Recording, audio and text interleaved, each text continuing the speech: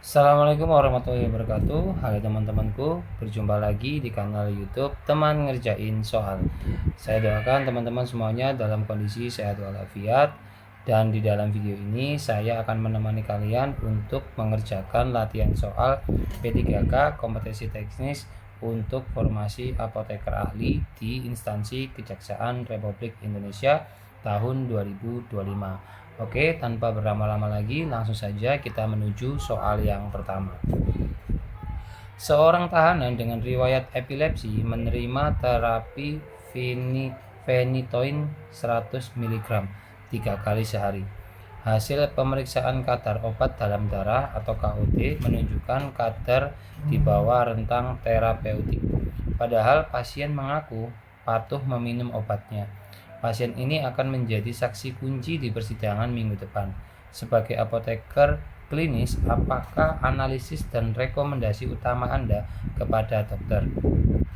A. Menyarankan untuk langsung mengganti phenytoin dengan obat anti-epilepsi lain yang lebih baru. B.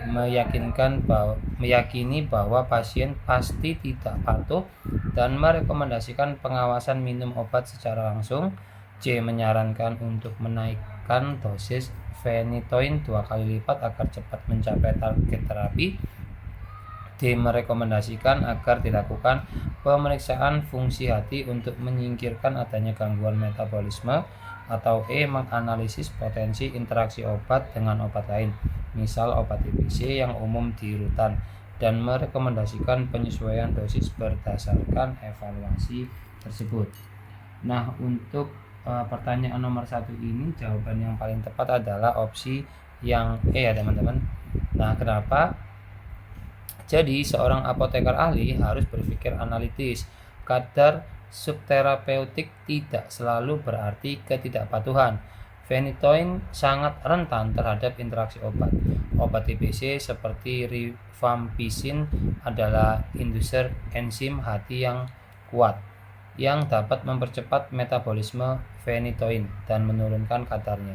Menganalisis potensi interaksi adalah langkah klinis yang paling fundamental sebelum menaikkan dosis atau mengganti obat. Nah, itu tadi adalah pembahasan untuk pertanyaan pertama. Sekarang kita lanjut ke pertanyaan selanjutnya. Seorang tersangka kasus penipuan dibawa ke unit gawat darurat Rumah Sakit Adiaksa dalam kondisi kebingungan dan depresi napas setelah diduga mengkonsumsi obat penenang dalam jumlah besar. Di dekatnya ditemukan strip kosong alprazolam. Apakah antidotum spesifik yang harus segera Anda siapkan dari instalasi farmasi dan rekomendasikan kepada tim medis di unit gawat darurat? A. Naloxon. B. Atropin sulfat. C. N-acetilcysteine. D. Flumazenil. E. Natrium bikarbonat. Nah, untuk pertanyaan nomor 2 ini, jawaban yang paling tepat adalah opsi yang D ya.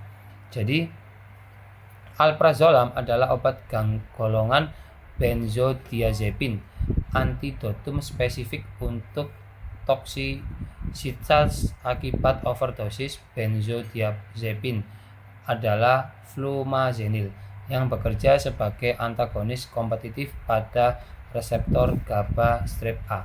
Naloxon seperti yang ada dalam opsi A adalah antidotum untuk opioid. N-acetilcysteine yang ada dalam opsi C untuk keracunan paracetamol. Atropin seperti yang ada dalam opsi B untuk keracunan organofosfat atau bradycardia. Pengetahuan mengenai antidotum spesifik adalah kompetensi krusial bagi apoteker di rumah sakit. Nah, itu tadi adalah pembahasan untuk pertanyaan nomor 2. Sekarang kita lanjut ke pertanyaan selanjutnya. Sebagai kepala instansi farmasi di Rumah Sakit Adiaksa, Anda menemukan data bahwa penggunaan antibiotik meropenem lini ketiga yang mahal sangat tinggi. Seringkali untuk kasus infeksi yang sebenarnya masih bisa ditangani oleh antibiotik lini pertama atau kedua. Apakah langkah manajerial dan klinis yang paling strategis untuk mengatasi masalah ini? A. merancang dan menerapkan program pengendalian resistensi antibiotik, termasuk membuat panduan penggunaan antibiotik berdasarkan data pola kuman setempat dan melakukan pembatasan peresapan meropenem. B. Mengurangi jumlah stok meropenem di gudang farmasi agar dokter terpaksa menggunakan obat lain. C. Mengajukan usulan kepada pimpinan untuk memberikan sanksi bagi dokter yang paling sering meresepkan meropenem. D. Mengganti merek meropenem dengan generik yang paling murah untuk menekan biaya pengeluaran rumah sakit. Atau E. Mengadakan satu sesi seminar besar mengenai bahaya resistensi antibiotik untuk seluruh staf medis. Nah, untuk pertanyaan nomor 3 ini, jawaban yang paling tepat adalah opsi yang A ya teman-teman. Nah, kenapa? Jadi ini adalah pendekatan sistemik yang paling komprehensif. PPRA adalah program terstruktur yang melibatkan banyak aspek. Membuat PPUA berdasarkan data empiris lokal, peta kuman atau antibiogram akan memberikan dasar klinis yang kuat bagi dokter untuk memilih antibiotik yang tepat. Memberlakukan sistem pembatasan restriksi untuk antibiotik lini akhir adalah pilar utama dari program ini untuk mendorong peresapan yang bijak atau antibiotik stewardship ya. Oke, itu tadi adalah pembahasan untuk pertanyaan nomor 3. Sekarang kita lanjut ke pertanyaan selanjutnya. Jaksa meminta bantuan Anda untuk menafsirkan laporan toksikologi dari seorang pengemudi yang menyebabkan kecelakaan fatal. Laporan menunjukkan adanya kandungan metamfetamin dan clobazam, sejenis benzodiazepin, dalam darah pada kadar terapeutik. Apakah informasi farmakologis terpenting yang dapat Anda sampaikan kepada jaksa? A. Kedua obat tersebut kemungkinan besar tidak berpengaruh karena berada dalam rentang kadar terapeutik. B. Efek utama yang perlu diwaspadai adalah peningkatan tekanan darah akibat penggunaan metamfetamin.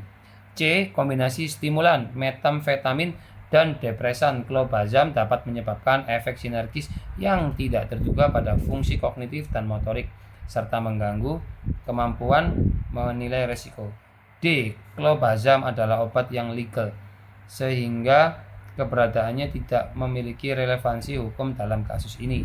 Atau E. Pengemudi kemungkinan besar memiliki toleransi terhadap kedua obat sehingga tidak ada gangguan saat mengemudi. Nah, untuk pertanyaan nomor 4 ini jawaban yang paling tepat adalah opsi yang C ya teman-teman. Jadi seorang apoteker ahli harus mampu menganalisis interaksi farmakodinamik meskipun masing-masing obat berada pada kadar terapeutik. Kombinasi stimulan dan depresan sistem saraf pusat sangat berbahaya. Efeknya bukan saling menyediakan, melainkan dapat menyebabkan penilaian yang buruk, impaired judgment, waktu reaksi yang tidak menentu, dan perilaku impulsif.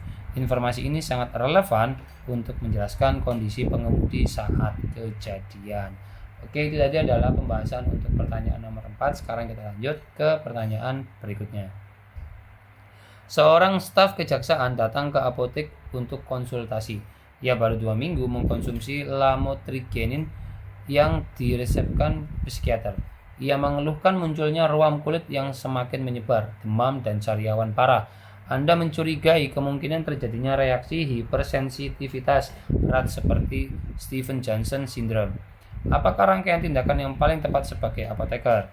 A. Menyarankan pasien untuk mengurangi dosis lamotrigin menjadi separuhnya dan melihat perkembangannya. B. Menyarankan pasien untuk segera menghentikan penggunaan lamotrigin, segera ke unit gawat darurat, dan selanjutnya mengisi formasi meso, monitoring efek samping obat untuk dilaporkan ke BP POM. C. Memberikan obat antihistamin dan kortikosteroid topikal untuk mengatasi ruamnya terlebih dahulu. D. Meyakinkan pasien bahwa ini adalah efek samping yang wajar dan akan hilang dengan sendirinya seiring waktu. Atau E. Menghubungi psikiater yang meresepkan untuk menanyakan apakah efek samping ini berbahaya atau tidak. Nah, untuk pertanyaan nomor 5 ini jawaban yang paling tepat adalah opsi yang B ya teman-teman. Nah, kenapa? Jadi SJS adalah reaksi obat yang berpotensi fatal dan merupakan kegawat daruratan medis. Langkah pertama yang paling krusial adalah menghentikan obat penyebab. Pasien harus segera mencari pertolongan medis di UGD. sebagai apoteker mendokumentasikan dan melaporkan dugaan ESO serius ini ke Pusat Pharmacovigilance Nasional atau BPOM adalah sebuah kewajiban profesional untuk berkontribusi pada data keamanan obat nasional. Nah, itu tadi adalah pembahasan untuk pertanyaan nomor 5, dan seperti video-video sebelumnya, di akhir dari pertanyaan nomor 5 ini akan saya berikan satu pertanyaan mandiri yang bisa teman-teman coba untuk jawab. Nah, ini adalah pertanyaan mandirinya. Silakan teman-teman cermati sendiri, dan saya berharap teman-teman memberikan salah satu opsi yang menurut teman-teman paling benar di dalam kolom komentar, dan kalau bisa ditambahkan alasan gitu ya, supaya nanti bisa dijadikan bahan untuk belajar dan diskusi dengan teman-teman lainnya. Saya ucapkan terima kasih telah menonton video ini. Saya berharap teman-teman mendapatkan manfaat, dan teman-teman nanti saat tes dilancarkan dan diberikan nilai yang sebaik-baiknya. Akhir kata, sampai jumpa di lain-lain kesempatan. Assalamualaikum warahmatullahi wabarakatuh. Dadah.